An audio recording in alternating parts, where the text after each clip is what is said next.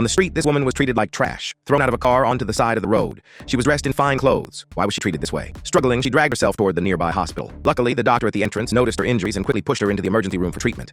Her face was covered in blood, and in a state of shock, she kept calling out a man's name as the doctor examined her. After some time, the woman was discharged and returned home. She immediately called her best friend Jason to tell him about the terrible events of that night. She had been attending a party, dressed in a gown. After the party, she took the elevator downstairs to head home. Suddenly, inside the elevator, she encountered three big men. Two of them were bodyguards for another man. The bodyguards took her to a room where the man started to insult her. Shocked by this sudden attack, the woman tried to resist with all her might, but her struggles only seemed to excite the men even more. Eventually, the three men beat her severely and then tossed her on the side of the road near the hospital. In a daze, she kept calling out Jason's name while the doctor checked her over. Jason, it turned out, was a professional bodyguard with extensive connections in the area. She hoped he could help her find the men who had assaulted her. She was determined to take revenge herself. Jason soon tracked down a janitor and tried to gather information about the three men. To his surprise, the janitor told him that the mastermind behind the attack was the notorious son of the Italian mafia boss. This young man was ruthless, surrounded by a number of hitmen. The janitor warned Jason not to get involved with them as the consequences would be dire. Jason took the warning seriously, and after some inner struggle, he decided to step away from the woman's case. He went to the casino to relax. There, he exchanged $100 for chips and sat down at a blackjack table. As he watched his chips slowly disappear, a sudden idea came to him. He borrowed $10,000 from a friend and returned to the table. With a series of moves, Jason's pile of chips grew rapidly. People gathered around, watching in awe as Jason's incredible skills stunned everyone. By the time he had won $500,000,